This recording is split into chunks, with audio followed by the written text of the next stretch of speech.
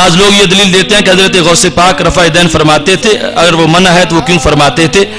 تو حضرت غوث پاک رضی اللہ تعالی عنہ سے سند کے ساتھ کوئی ایسی چیز ثابت نہیں کہ جس میں رفع یدین کرنے کا ذکر ان سے کیا گیا ہو۔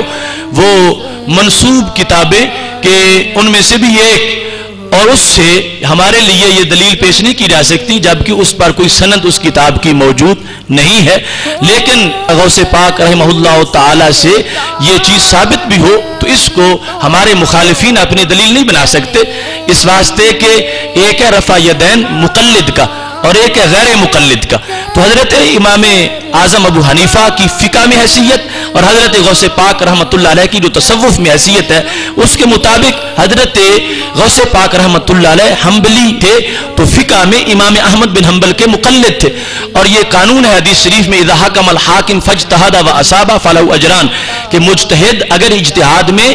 صحیح فیصلہ کرے تو 2 نیکیاں ملتی ہیں، اور غلطی بھی ہو جائے تو 1 نیکی ملتی ہے، اور اس مجتہد کے مقلد کو بھی اگرچہ وہ عمل صحیح نہیں ہوگا پھر بھی نیکی مل جائے گی۔ تو حضرت غوث پاک جو ہے ان کا رفع یدین بحیثیت مقلد کے ہے، تو اس کے لحاظ سے کوئی اختلاف ہی نہیں ہے، کیونکہ جس طرح دیگر کئی فروعی مسائل میں اختلاف موجود ہے اور اس پر کوئی حق باطل مسلک کا مدار نہیں ہے، ایسے ہی یہ بھی صورتحال ہے، اور یہ لوگ نہ تو مقلد ہیں اور نہ ہی مجتہد ہیں، لہٰذا ان کا رفع یدین اس زمرے میں آ رہا ہے کہ جس کو شرعی طور پر غلطی قرار دیا جا سکتا ہے۔ مقلد جو ہے جس وقت وہ امام کی تقلید میں رفع یدین کر رہا ہے تو اس کو رفع یدین کرنے کے باوجود بھی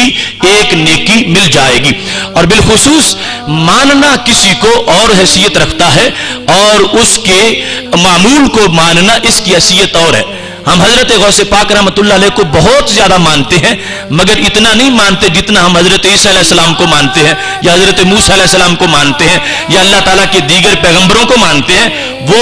بنیادی ایمان کا حصہ ہے، لیکن اس کے باوجود اگر کوئی آج ہمیں کہنا شروع کر دے کہ تم اچھا عیسیٰ علیہ السلام کو مانتے تو ہو مگر ان کی شریعت کا یہ حکم ہے وہ تم نہیں مانتے، ان کا حضرت موسیٰ علیہ السلام کا یہ حکم ہے وہ تم نہیں مانتے، تو ہم کہیں گے ماننا اور انداز کا ہے اور عمل کے لحاظ سے نصاب اور ہے، اور یہ رسول اکرم صلی اللہ علیہ وسلم نے باقاعدہ تقسیم کر دی تھی۔ حضرت عمر رضی اللہ تعالی عنہ نے شعبہ جات جب تقسیم کر دیے، فرمایا اگر کسی نے قرات کا مسئلہ پوچھنا ہو تو حضرت ابی بن کعب سے پوچھا کرو، اور اگر فقاہت پوچھنی ہو تو حضرت معاذ بن جبل سے، اور اگر فیصلہ کروانا ہو تو حضرت علی المرتضیٰ رضی اللہ تعالیٰ عنہ سے۔ تو کیا حضرت علی رضی اللہ تعالیٰ عنہ کو قرآن پڑھنا نہیں آتا تھا